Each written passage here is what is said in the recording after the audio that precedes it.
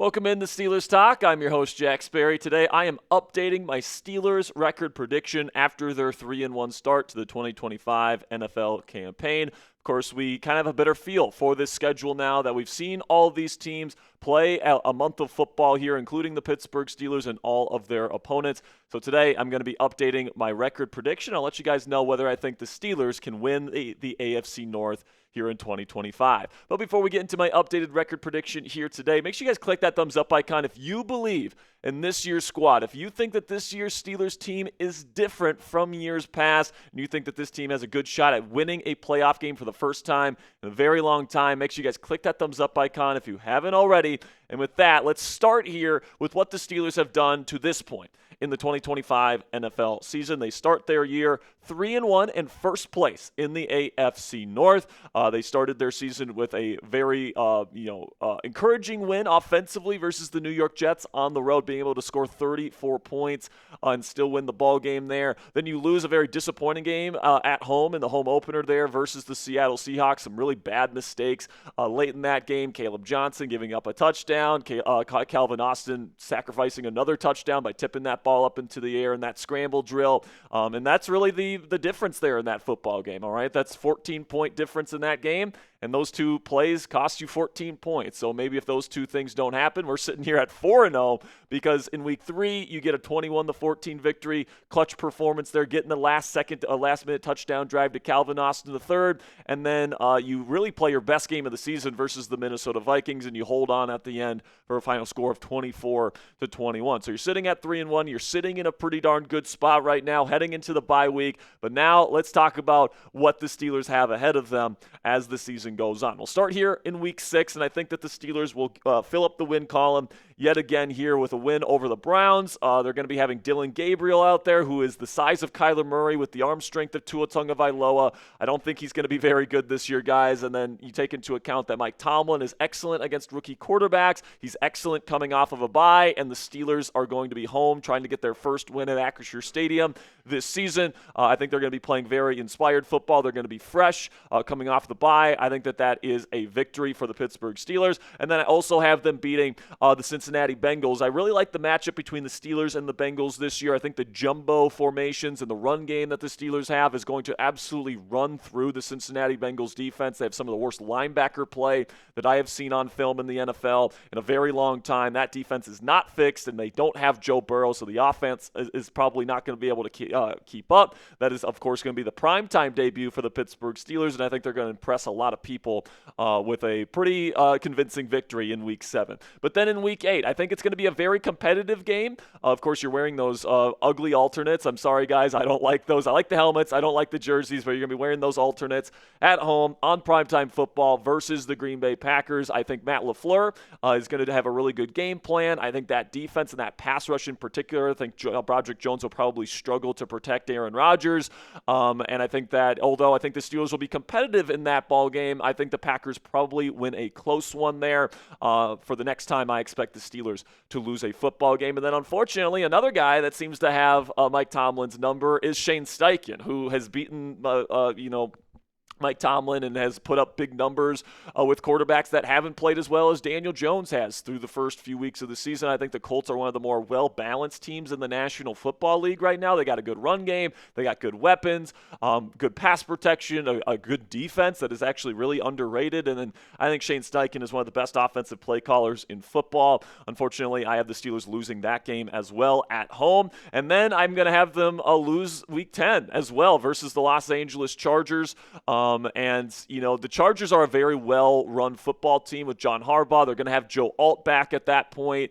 That defense is a really good team as well, and that's a tough place to play there on the road. I know the Steelers fans are going to be definitely filling up SoFi Stadium, as they usually do when they go to L.A. I certainly think the Steelers can pull out that victory, but I'm being a little bit conservative here. I'm going to have them lose versus the Chargers because Justin Herbert is an awesome quarterback, might win MVP this year. And then in Week 11, I'm going to have them beat the Cincinnati Bengals and sweep the Pussycats this year. Like I said, I really like the matchup between the Steelers and Cincinnati this year. I think they're going to be able to run the football extremely effectively against that football team this year. And even in years past, when their offenses haven't been as good as this year's Steelers team, they were still able to put up 30-plus points pretty consistently against Cincinnati. So I feel good about the sweep there for the Pittsburgh Steelers. And coming up here on today's show, I'm going to be predicting the final stretch here. How many of these final games do I think that the Steelers can win? Do I think they can beat the Bills? Do I think they can beat the Ravens? I'll let you guys know the answers to those questions here in just one moment. But first, let's have a word from our sponsor today at Prize Picks. You and I, we both make decisions every single day, but on Prize Picks, being right can actually get you paid. Don't miss any of the excitement this football season on Prize Picks, where it's good to be right. Football season is finally here, and you better believe I'm going to be getting my Prize Picks lineups in all season long. Prize Picks is super simple to play. Just pick more than or less than on 2 to 6 player stat projections, and if you get your picks right, you could cash in. Prize Picks also puts their users first, so all withdrawals are fast, safe, and secure. Prize Picks also offers Venmo, Apple Pay, MasterCard, and more for quick and easy deposits into your account this football season.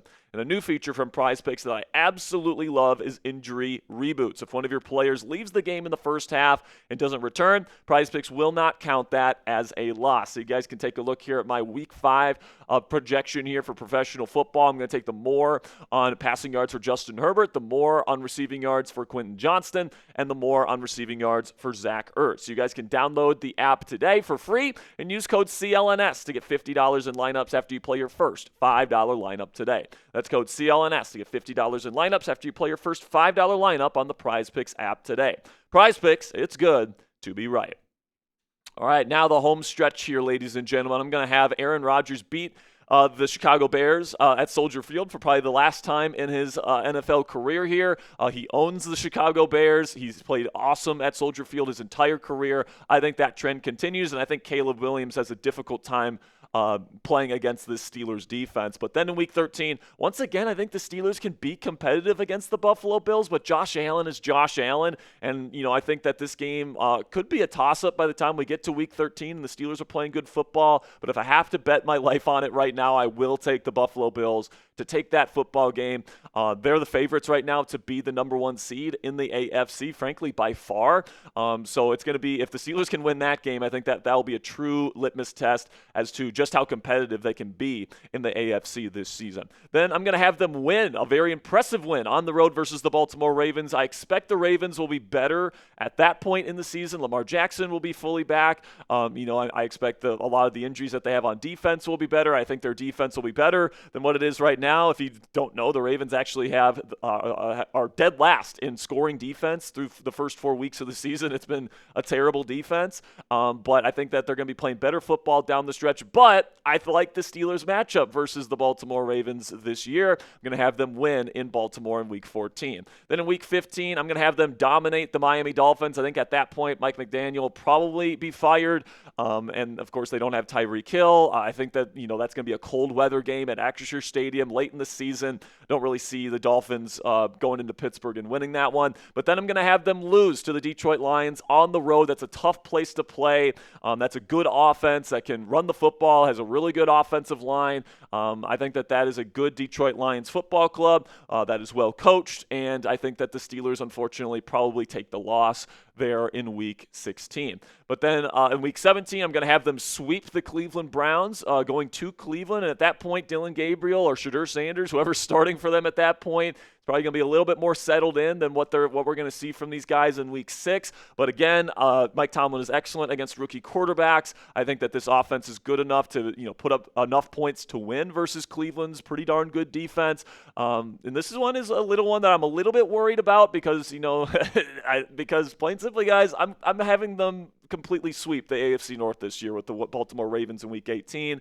Like I said, I like the matchup that the Steelers have with the Ravens this year. Usually they play very well against Lamar Jackson typically, and because the Ravens defense this year is so much worse than it's been in previous seasons, I think it provides a great opportunity for the Steelers to really run ramshot over the AFC North. And of course, with my updated record prediction here, I have the Steelers finishing with an 11-6 record. And obviously, that's the best record that they have had in quite a while, if that's what they're able to do. And honestly, I'm being a little conservative here, guys. I think they could beat the Bills. I think they could beat the Los Angeles Chargers. I think they could beat the Green Bay Packers. So they could, fill up the win column even more here.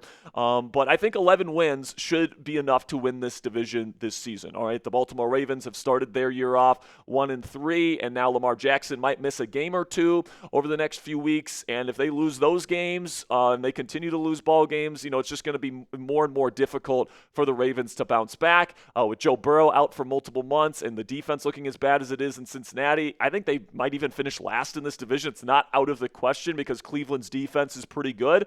And I think Dylan Gabriel might play well enough to get them at least a couple of victories. But plain simply, guys, this is not a good division outside of the Pittsburgh Steelers. I think this is clearly the most well-balanced football team in the division. And as long as the Steelers can keep it up, as long as they can stay healthy, all those things, I think they should be heavy favorites to win the AFC North this year. In terms of the range, I could see them getting up as high as like 12 wins.